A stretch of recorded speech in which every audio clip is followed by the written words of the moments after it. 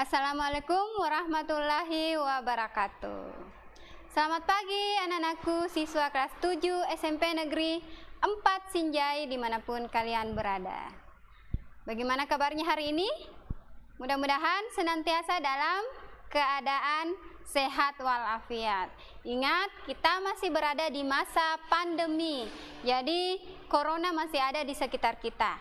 Oleh karena itu, tetap jaga imun, tetap patuhi protokol kesehatan. Jangan lupa memakai masker dan menjaga jarak serta menjauhi kerumunan. Jika ada hal yang tidak terlalu penting, tidak usah keluar rumah. Biarkan kami yang keluar rumah ke rumah anak-anakku untuk mengajar. Oke, pada pertemuan hari ini kita bertemu kembali dalam mata pelajaran bahasa Indonesia. Sebelum kita lanjut ke materi, marilah kita berdoa agar kegiatan kita pada pagi hari ini diberikan keberkahan, serta agar apa yang akan kita bahas, pelajaran yang kita bahas sebentar, bisa membawa berkah dan bertahan dalam ingatan anak-anakku. Berdoa sesuai dengan keyakinan masing-masing ya. Doa dimulai.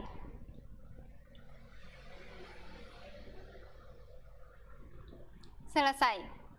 Oke, anak-anakku sekalian, hari ini kita akan melanjutkan pembelajaran kita materi surat pribadi dan surat dinas. Surat pribadi kita sudah bahas kupas tuntas di beberapa pertemuan yang lalu. Di pertemuan terakhir kita sudah masuk ke surat dinas. Jadi kita sudah bahas pengertian dan fungsi surat dinas. Sebelum masuk ke materi, marilah kita bersama-sama melihat kompetensi dasar yang akan kita pelajari. Jadi kompetensi dasar yang akan kita pelajari pada pertemuan hari ini yaitu mengidentifikasi informasi berupa kabar, keperluan, permintaan, dan atau permohonan dari surat pribadi dan surat dinas yang dibaca dan didengarkan. Adapun tujuan pembelajaran kita pada hari ini yaitu setelah mengikuti proses pembelajaran sebentar, siswa diharapkan dapat memahami jenis-jenis surat dinas. Kedua, memahami ciri umum surat dinas. Jadi ada dua tujuan pembelajaran kita hari ini, yaitu jenis dan ciri. Jadi setelah materi sebentar, Ibu berharap anak-anakku sudah paham atau sudah mengetahui jenis-jenis surat dinas. Kemudian sudah paham atau sudah mengetahui bagaimana sih ciri umum surat dinas, apa perbedaannya dengan surat pribadi. Karena setelah mengetahui ciri umum surat dinas, otomatis anak-anakku sudah bisa membandingkan. Karena di pertemuan yang lalu kita sudah bahas ciri umum surat pribadi. Jadi sekarang kita akan membahas ciri umum surat dinas. Nah, tapi sebelum kita lanjut materi, Ibu ingin mengingatkan kembali pembelajaran yang lalu. Kita bahas dulu pembelajaran yang lalu sekilas ya. Nah, pembelajaran lalu kita sudah belajar pengertian surat dinas.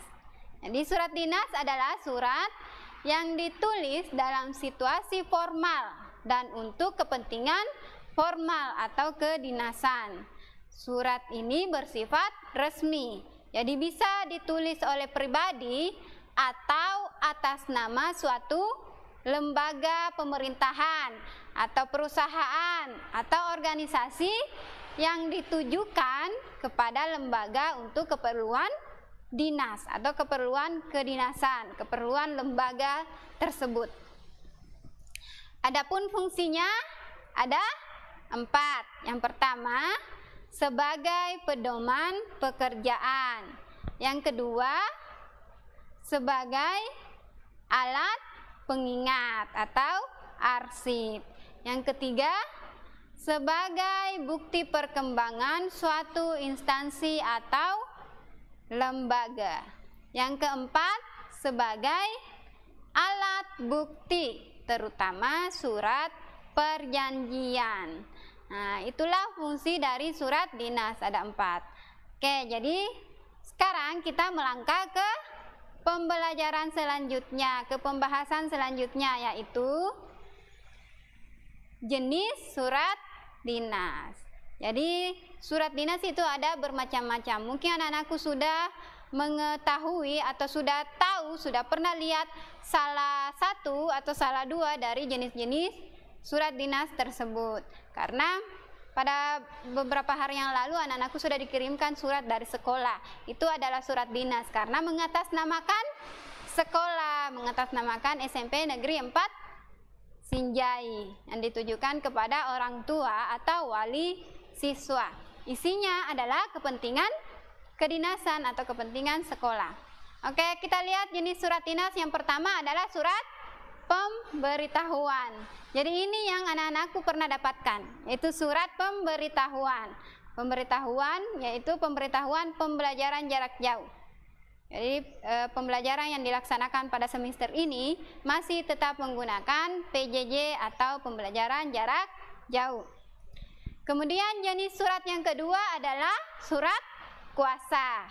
Surat kuasa ini biasanya digunakan oleh seseorang atau dipakai oleh seseorang yang orang tersebut tidak bisa atau berhalangan, sehingga dia memberikan kuasa kepada orang lain untuk melakukan hal yang berkaitan dengan si pemilik atau pemberi kekuasaan ini. Jadi memberikan kuasa untuk, misalnya kepala sekolah memberikan kuasa kepada bendahara sekolah untuk mencairkan uang di bank. Itu salah satu contoh surat kuasa. Atau orang tua memberikan kuasa kepada anaknya. Kuasanya apa? Ya, berbagai hal. Selanjutnya yang ketiga yaitu surat undangan. Nah, surat undangan, surat dinas yang jenis undangan ini bukan undangan pernikahan ya. Kalau surat undangan pernikahan itu bukan surat dinas, tetapi surat pribadi. Karena kepentingan pribadi yang ada dalam undangan tersebut. Nah, surat undangan dalam surat dinas ini contohnya adalah misalnya surat undangan rapat. Surat undangan rapat yang dibuat oleh kepala desa untuk masyarakat, misalnya untuk mengadakan rapat, atau surat undangan rapat yang dibuat oleh Dinas Pendidikan Kabupaten Sinjai yang ditujukan kepada sekolah-sekolah untuk mengadakan rapat. Selanjutnya surat memo atau nota dinas. Ini biasanya berhubungan dengan bendahara. Jadi yang lebih tahu tentang nota dinas ini adalah bendahara. Kemudian selanjutnya surat keterangan. Kemudian surat pengantar. Nah, biasanya surat pengantar ini contohnya waktu anak-anakku, beberapa dari anak-anakku yang menerima beasiswa diberikan surat pengantar dari sekolah. Perhatikan di surat pengantar tersebut dia punya kop ya. Kopnya adalah SMP Negeri 4 Sinjai. Itu artinya dia adalah surat dinas karena bersifat kedinasan. Jadi dia adalah jenis surat pengantar, mengantar untuk memberikan pengantar agar bisa mencairkan beasiswa tersebut di bank. Benar bahwa siswa tersebut adalah siswa dari SMP Negeri 4 Sinjai. Selanjutnya jenis yang berikutnya adalah surat edaran. Nah, contohnya kemarin surat edaran libur, kemudian surat edaran BDR atau belajar dari rumah, kemudian surat edaran yang dibuat oleh pejabat pemerintah kepada bawahan atau kepada masyarakat. Selanjutnya yang terakhir adalah surat instruksi. Surat instruksi ini adalah surat yang dibuat yang berisi perintah atau instruksi untuk melakukan sesuatu atau mengerjakan sesuatu. Oke, jadi itulah tadi jenis surat dinas. Ada berapa jenis surat dinas? Ada 1, 2, 3, 4, 5, 6, 7, 8. 8 ya. Yang pertama surat pemberitahuan. Yang kedua surat kuasa. Yang ketiga, surat undangan. Yang keempat, surat memo atau nota dinas. Yang kelima, surat keterangan. Yang keenam, surat pengantar. Yang ketujuh, surat edaran. Dan yang terakhir adalah surat instruksi. Beda dengan surat pribadi, hanya ada dua, yaitu surat pribadi kekeluargaan dan surat pribadi setengah resmi. Kalau surat dinas secara umum ada 8. Jadi itu yang anak-anakku harus pahami dan harus ingat. Selanjutnya kita beralih ke ciri surat dinas. Jadi ciri-ciri surat dinas itu biasanya bergantung dari lembaga. Antara lembaga yang satu atau instansi yang satu dengan instansi yang lain itu biasanya ada perbedaan dari ciri surat dinasnya. Namun secara umum ada 5 ciri surat dinas yang bisa kita simpulkan. Ini secara umum ya. Yang pertama, terdapat kop surat. Jadi di paling atas surat tersebut ada kop, ada nama lembaga atau perusahaan ataupun instansi yang bersangkutan. Kalau dia tidak punya kop berarti dia bukan surat dinas, dia masuk ke surat pribadi.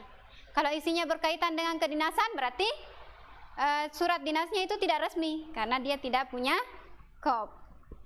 Kemudian ciri umum yang kedua, terdapat salam pembuka dan salam penutup. Jadi lihat surat, contoh surat dinasnya.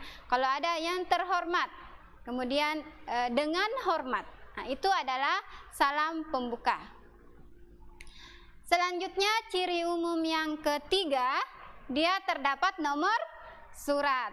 Ini dua hal ini yang sangat membedakan antara surat pribadi dengan surat dinas, yaitu kop dan nomor. Jadi kalau surat pribadi dia tidak punya kop dan tidak punya nomor surat. Walaupun surat yang ditulis ada 10 lembar, 10 jenis, tetap namanya surat pribadi. Dia tidak punya nomor surat 1, 2, 3. Beda kalau surat dinas. Kalau surat dinas dia terdapat nomor surat. Di nomor surat itulah kita bisa lihat apakah dia surat masuk ataupun surat keluar. Kalau surat keluar jenis apa, perihal apa, itu yang ada dalam surat dinas. Selanjutnya ciri yang keempat, terdapat bagian lampiran dan perihal. Jadi coba amati contoh surat dinasnya. Kita sebentar akan amati bersama. Ada hal, itu perihal ya, hal. Atau ada lampiran. Lampirannya kepada siapa? Selain kepada kita, misalnya yang menerima adalah saya, selain kepada saya, ada lagi apa? Itu lampiran, sama dengan yang bagian bawah tembusan. Selanjutnya ciri umum yang terakhir adalah stempel dan tanda tangan instansi. Inilah yang bisa membedakan surat dinas resmi dan tidak resmi. Jadi ketika ada surat dinas yang masuk ke rumah anak-anakku, perhatikan adakah stempelnya, adakah tanda tangan instansinya. Kalau tidak ada, bisa jadi surat tersebut palsu walaupun dia punya kop, karena sekarang banyak pemalsuan. Jadi stempel dan tanda tangan instansi ini yang mengesahkan bahwa surat tersebut asli dari dinas yang bersangkutan atau dari lembaga yang bersangkutan. Jadi itulah tadi 5 ciri umum surat dinas. Jadi ciri umum ya, karena kalau ciri surat dinas antara dinas yang satu, lembaga yang satu dengan lembaga yang lain itu biasanya ada perbedaan. Nah, ini secara umum dapat disimpulkan bahwa ada 5 ciri surat dinas. Tadi terdapat kop, kemudian terdapat salam pembuka dan penutup, kemudian terdapat nomor surat, terdapat lampiran dan perihal, dan yang terakhir terdapat stempel dan tanda tangan instansi. Nah, mari kita lihat bersama contoh surat dinas. Nah, ini surat dinasnya, perhatikan ya, yang paling atas tertulis Dinas Pendidikan, Pariwisata dan Kebudayaan Kabupaten Tegal. Berarti ini adalah surat yang berasal dari Dinas Pendidikan Pariwisata dan Kebudayaan Kabupaten Tegal. Yang menulis surat adalah Dinas Pariwisata, bukan Dinas Pendidikan Pariwisata, bukan Dinas Olahraga dan yang lain. Kemudian di bagian bawah setelah kop surat ada nomor. Perhatikan 012. Itu adalah nomor surat. Itu 012 adalah nomor surat. Kemudian DPK itu adalah kode yang hanya ditahu oleh si pembuat surat atau sekretaris, kode jenis surat ya. Kemudian angka Romawi 6 itu biasanya berisi bulan. Dan yang terakhir adalah 2015, itu adalah tahun. Kemudian lampiran, apa lampirannya, apa yang mengikuti surat undangan tersebut. Kalau misalnya biasanya surat undangan diikuti oleh lampiran manual acara atau daftar tamu, daftar undangan, manual acara, itu biasanya ada di lampiran. Tapi ada juga undangan yang tidak memberikan lampiran. Kemudian ada yang terhormat Saudara Abdel Pamentaman, itu berarti dia ditujukan kepada Saudara Abdel. Dan di bawahnya perhatikan lagi ada dengan hormat, itu adalah salam pembuka. Selanjutnya kami mengundang saudara sampai ke acara, itu adalah isi surat dinas tersebut. Ternyata isinya adalah mengundang untuk menghadiri rapat. Berarti dia masuk jenis surat undangan. Nah, terakhir atas perhatian saudara kami mengucapkan terima kasih. Itu adalah salam penutup. Terakhir di bawah, paling bawah sekali ada hormat kami Kepala Dinas Pariwisata dan Budaya Dr. Andes Aji Setiaji. Itu adalah nama pengirim. Jadi instansi pengirim. Instansinya apa? Dinas Pariwisata. Berarti otomatis yang bertanda tangan adalah kepalanya, Kepala Dinas Pariwisata. Nah, kemudian disertai dengan tanda tangan dan jangan lupa stempel. Jadi di contoh surat ini belum ada stempelnya. Nah, itu yang paling penting, stempel, agar surat tersebut sah atau asli. Oke? Jadi sampai di sini anak-anakku sudah paham ya? Ibu harap sudah dipahami. Tadi apa? Yaitu jenis-jenis surat dinas dan ciri-ciri surat dinas. Jadi untuk pertemuan hari ini kita mempelajari jenis dan ciri umum surat dinas. Nah, secara keseluruhan surat dinas ini sudah kita pelajari secara keseluruhan ya, karena pertemuan yang lalu kita sudah pelajari pengertian, fungsi, kemudian pertemuan hari ini jenis dan ciri umum. Berarti untuk surat dinas, mengenal surat dinas kita sudah tuntaskan. Semoga anak-anakku sudah paham sehingga tujuan pembelajaran kita pada hari ini tercapai. Oke, selanjutnya di pertemuan berikutnya kita akan melangkah ke materi baru, yaitu menyimpulkan isi surat dinas. Untuk pertemuan hari ini cukup sekian. Semoga anak-anakku bisa memahami. Adapun jika ada hal yang ingin ditanyakan yang kurang dipahami dari penjelasan tadi, silahkan bertanya melalui WhatsApp group atau Wapri atau WhatsApp pribadi. Silakan bertanya hal-hal yang anak-anakku tidak ketahui. Jadi untuk tugasnya akan saya kirim di grup Bahasa Indonesia. Oke, sekian untuk hari ini. Jangan lupa tetap patuhi protokol kesehatan, jaga imun dan jaga iman. Sekian, assalamualaikum warahmatullahi wabarakatuh.